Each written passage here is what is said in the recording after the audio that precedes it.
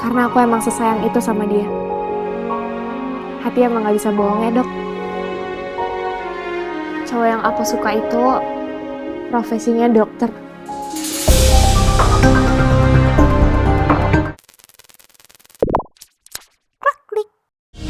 Selamat sore Mbak Alisa. Romeo kemana? Dokter Romeo-nya lagi di kantor Cakra Dinata Mbak dari tadi pagi. Yakin kamu? Saya seharian ada di kantor dan gak ketemu sama Romeo. Kamu gak usah bohongin saya. Yakin Mbak, saya juga nggak bohong karena jadwalnya Dokter Romeo sampai sore emang di kantor Cakra Dinata Mbak. Tapi Mbak harusnya Dokter Romeo tuh kembali lagi ke rumah sakit Mbak hari ini. Karena nanti malam ada jadwal praktek Mbak. I have an idea. Aku harus bisa quality time sama Romeo malam ini. Suster, maaf saya sedikit telat. Enggak kok dok, jadwal prakteknya masih 5 menit lagi. Oh ya? Bagus kalau gitu. Pasiennya baru aja masuk ke ruangan dokter. Oh, kalau gitu saya langsung ke dalam ya. Terima kasih. Sama-sama dok. Selamat siang, Bu. Dokter?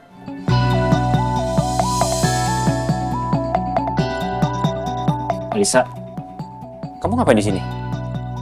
Aku hari ini jadi pasien kamu. Aku mau konsul sama kamu.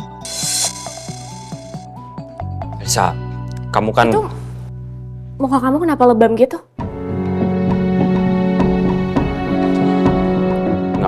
Nggak apa-apa, ini nggak penting. Beneran? Ya, aku beneran nggak Kamu apa-apa. udah obatin itu? Alisa, udah. Ngapain kamu di sini hari ini? Ya, aku kesini karena kamu nggak pernah ada waktu buat aku. Jadi aku sampai rela repot-repot jadi pasien kamu. Demi bisa ketemu sama kamu. Alisa, kamu nggak harus lakuin cara ini, ya. Kamu bisa nelfon aku. Cuma aku telepon kamu nggak pernah angkat. Aku cariin di rumah sakit, kamu nggak pernah ada. Jadi aku pikir ini satu-satunya cara buat ketemu sama kamu.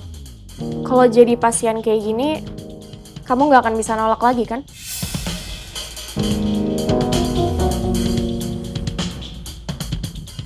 Aku seneng deh dok. Aku bisa quality time berdua doang sama kamu. Kita bisa ngobrol lama. Jarang-jarang loh kita kayak gini. Asik banget ya. Kita mulai sekarang nih. Alisa, please. Kamu jangan main-main sama aku. Masih banyak pasien di luar yang nungguin aku. Mereka benar-benar butuh aku. Aku kan juga pasien kamu. Aku hari ini mau konsul sama dokter Romeo.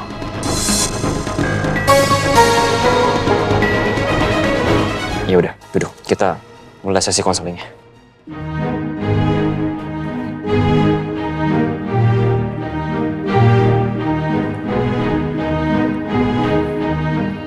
Jadi apa masalah kamu? Aku lagi sedih, Dok. Aku bingung. Akhir-akhir ini netizen suka hujat aku. Padahal aku nggak ngapa-ngapain loh. Terus yang bikin tambah sedih lagi, nggak ada yang support aku waktu aku dihujat. Padahal kalau ada yang support aku nggak akan sesedih ini.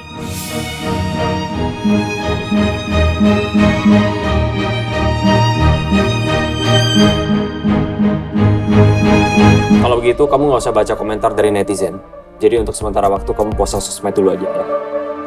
Tapi kan, Alisa, kamu kan nggak sanggup untuk baca hate comment dari mereka.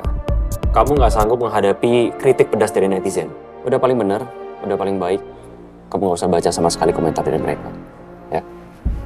oke. Siap, Dok.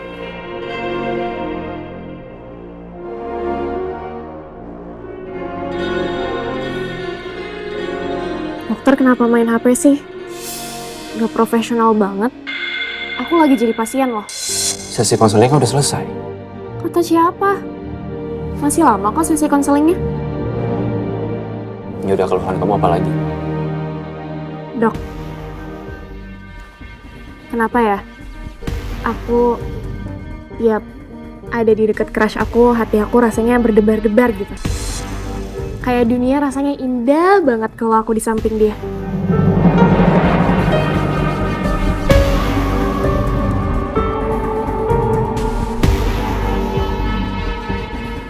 Aku juga ngerasa berdebar-debar.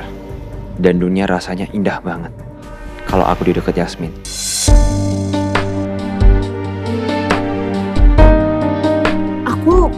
nggak tahu sejak kapan aku suka sama dia, atau kenapa aku suka sama dia. Semuanya ngalir gitu aja.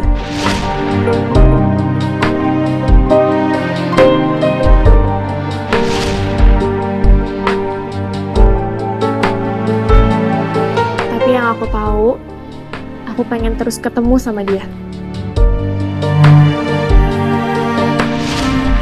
Oke, Walsun ya.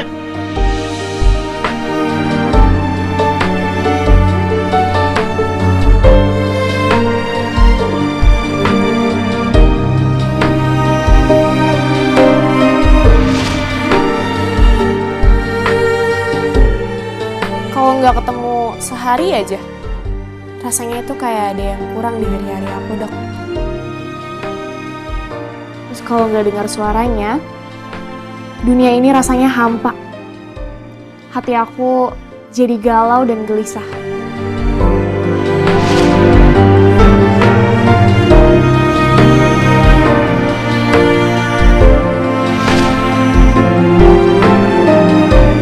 Apa sih jauh-jauhan?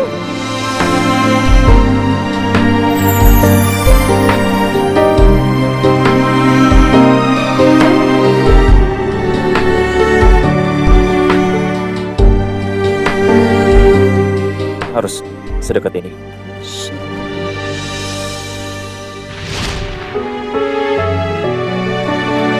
Kalau ada dia di dekat aku, hal sederhana aja rasanya kayak nyenengin banget.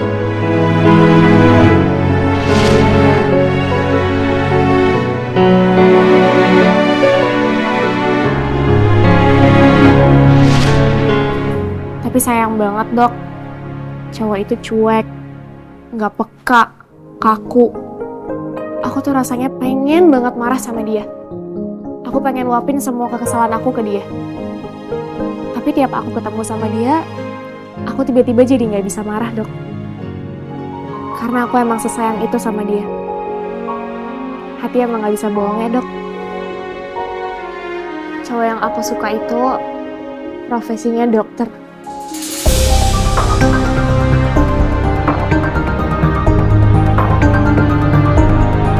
Aku udah kenal dia dari kecil. Aduh, makin gak kuat aja jantungku. Ditatap kayak gini sama Romeo. Apa yang lagi dipikirin sama Romeo ya? Apa dia lagi ngagumin wajah cantik aku? Apa aku pantas mencintai Yasmin? Sementara dunianya hancur gara-gara ayah kandungku sendiri. Apa aku pantas ada di sampingnya?